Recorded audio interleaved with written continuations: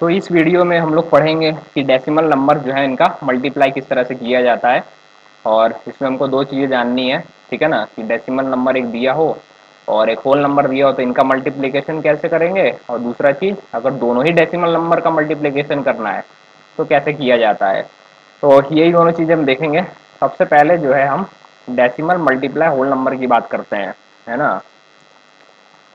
Decimal multiply whole number, कि whole number और decimal number अगर दिए हो मल्टीप्लाई करने के लिए तो इनका मल्टीप्लिकेशन कैसे किया जाएगा, ठीक है ना।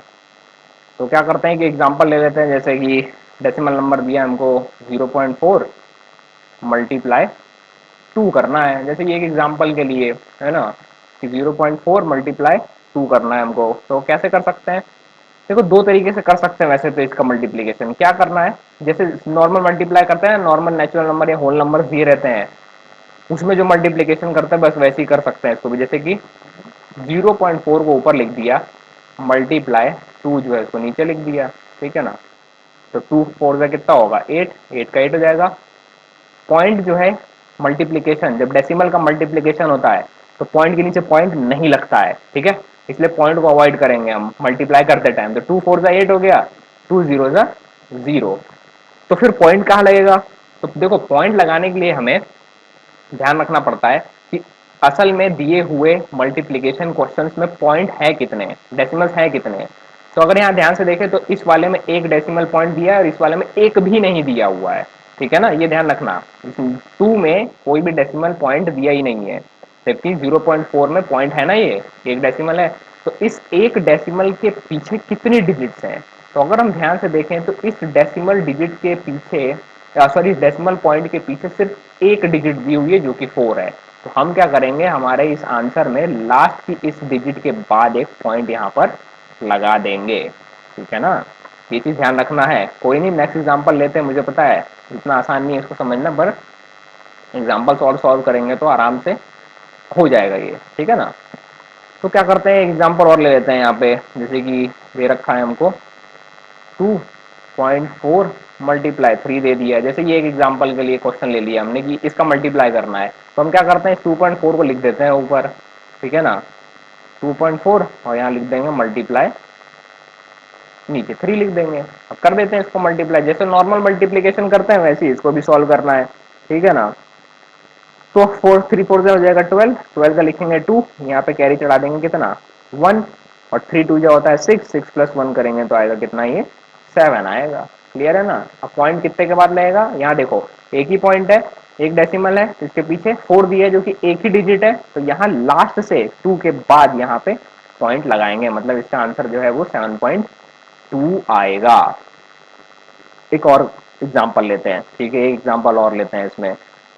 इस बार हमें दिया है जैसे कि 1.42 मल्टीप्लाई 2 करना है। जैसे कि ये एग्जांपल दे रखा है कि चलो इसको मल्टीप्लाई करके बताओ, तो इसको कैसे मल्टीप्लाई करेंगे।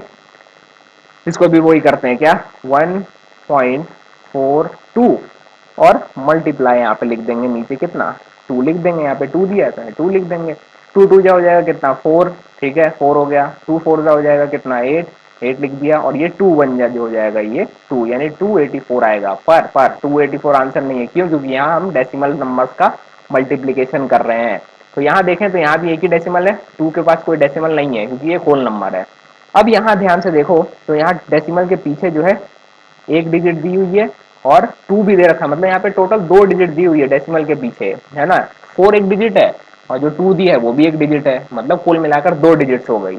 तो जब यहाँ पे 2 डिजिट दी है तो आए हुए हमारे इस आंसर में क्या करेंगे कि हम राइट साइड से 2 डिजिट गिनकर लेफ्ट साइड की ओर पॉइंट लगाएंगे। मतलब एक हो गया 4, एक हो गया 8, हो गया ना 2। अब 8 के बाद जो है यहाँ पे पॉइंट लगाना है, या 8 के पहले कह लो, है ना, बाद में तो इधर हो जाएगा, 8 के पहले पॉइंट लगा देंगे, मतलब 2.84 जो है यही आंसर होगा, ठीक है। तो डेसिमल कैसे लगाना है, देखो जो भी आंसर आया होगा, जैसे कि कुछ भी ये आंसर आया हुआ है इस तरह से, जैसे ये एक आंसर है तो हमें पहले तो ये देखना पड़ेगा कि जो सॉल्यूशन हमने किया है उसमें कितने डेसिमल पॉइंट्स हैं, क्या दोनों ही डेसिमल नंबर्स हैं या सिर्फ एक ही डेसिमल नंबर है। अगर एक ही डेसिमल नंबर है तो उस एक डेसिमल नंबर के पीछे कितने डिजिट है। तो मान लेते हैं कि इस वाले आंसर को सॉल्व करने में जो हमने डेसिमल नंबर्स का मल्टीप्लिकेशन किया है उसमें भी एक ही डेसिमल नंबर था और उसके पीछे जो है उस डेसिमल नंबर के पीछे उस डेसिमल पॉइंट के पीछे 3 डिजिट्स थी। तो इसमें हम पॉइंट कहाँ लगाएंगे,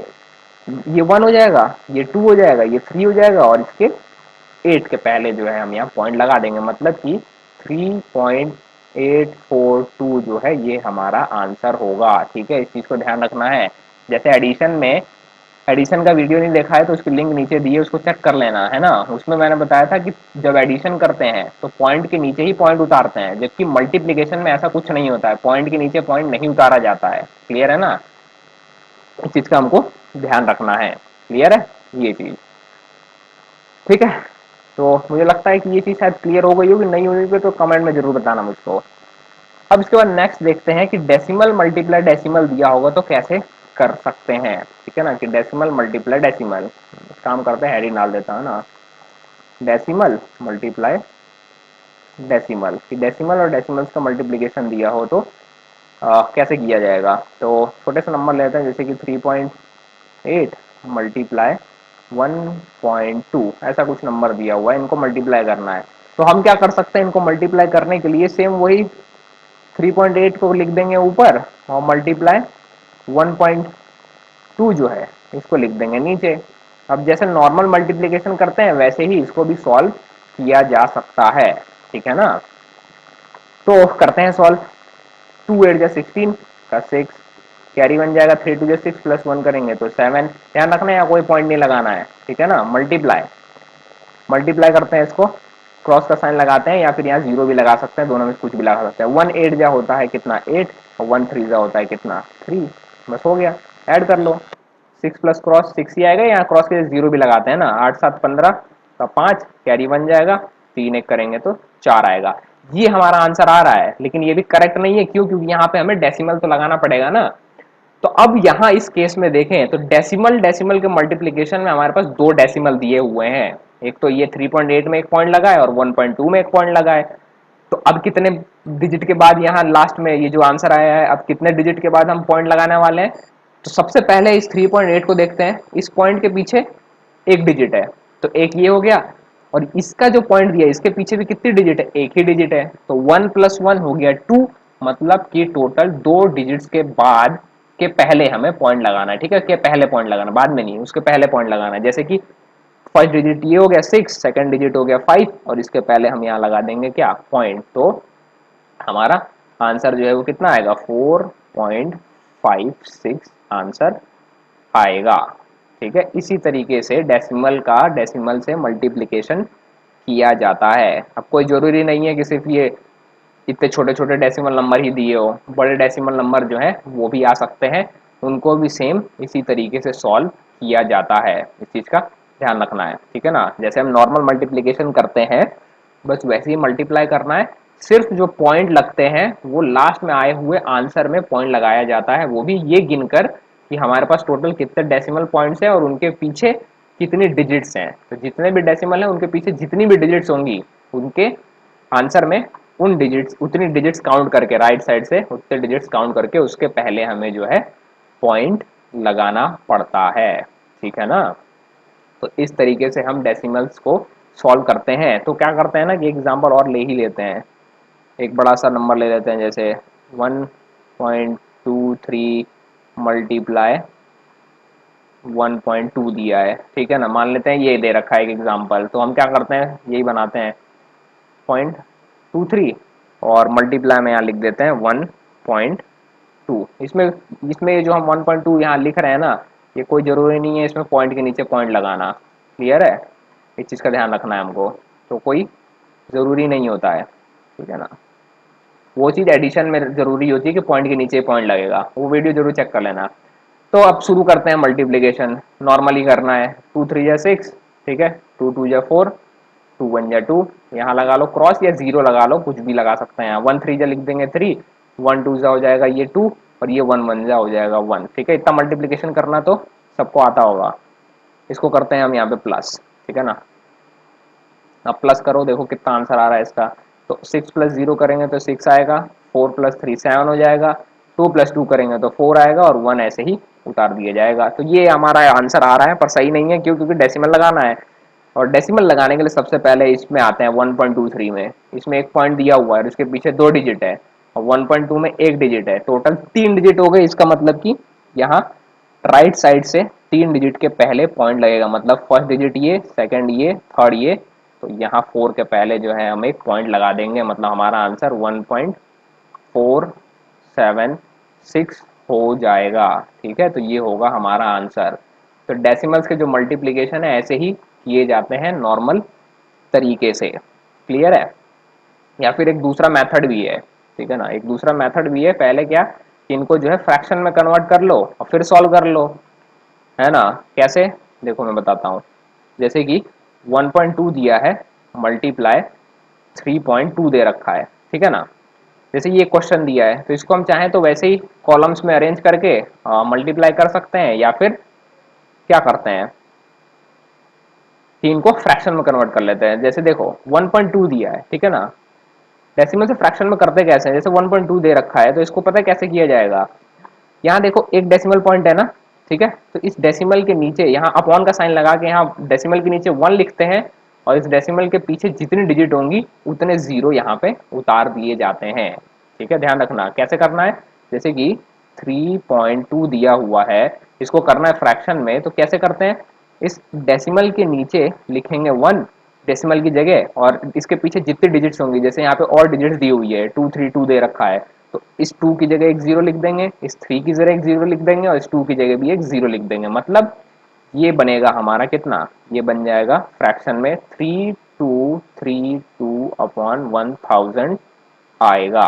ठीक है, इस तरीके से किया जाता है। क्या कि डेसिमल की जगह हम 1 लिख देते हैं अपॉन में, और इसके पीछे जितने डिजिट्स होंगे सबकी जगह जीरो लगा देना है ना। तो इस चीज का ध्यान रखना। ठीक है, इस तरह से सॉल्व किया जाता है।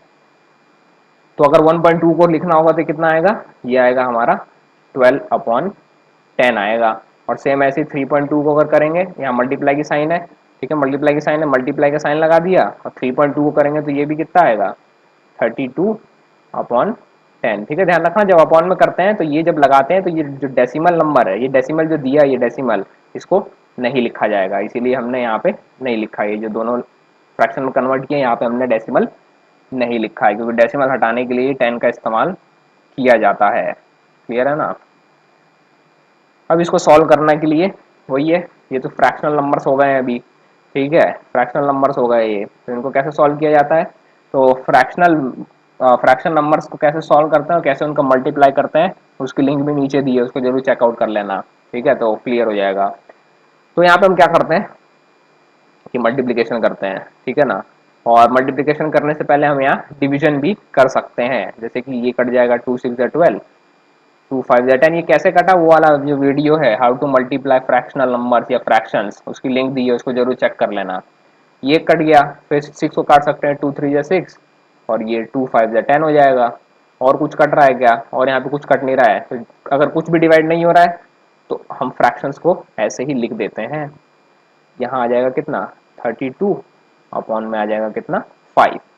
ठीक है ना। अब इनको हम मल्टीप्लाई करके लिख सकते हैं। तो 32 टू जा करेंगे तो कितना आएगा 3 3 जा 9, 3 2 जा 6। ठीक है, तो 96 और अपॉन 5 5 जा 25 आंसर आएगा। पर ध्यान रखना कि ये जो आंसर आ रहा है असल में ये एक फ्रैक्शनल नंबर है, फ्रैक्शनल वैल्यू आ रही है। तो अगर इसको हमें डेसिमल में कन्वर्ट करना होगा तो ये जो 96 दिया हुआ है इसको अब हमें करना पड़ जाएगा क्या, 25 से डिवाइड करना पड़ेगा। तो ये जो मेथड दी है मल्टीप्लिकेशन की कि पहले इनको फ्रैक्शन में कन्वर्ट कर लो और फिर इसको सॉल्व करो, ये वाली मेथड जो है कॉम्प्लेक्स हो जाएगी, क्योंकि एट द एंड अगर डेसिमल में आंसर लाना होगा मल्टीप्लाई करके तो ये जो आंसर आ रहा है ये कॉम्प्लेक्स हो जाएगा, क्योंकि वहाँ फिर डिवाइड परफॉर्म करना पड़ेगा।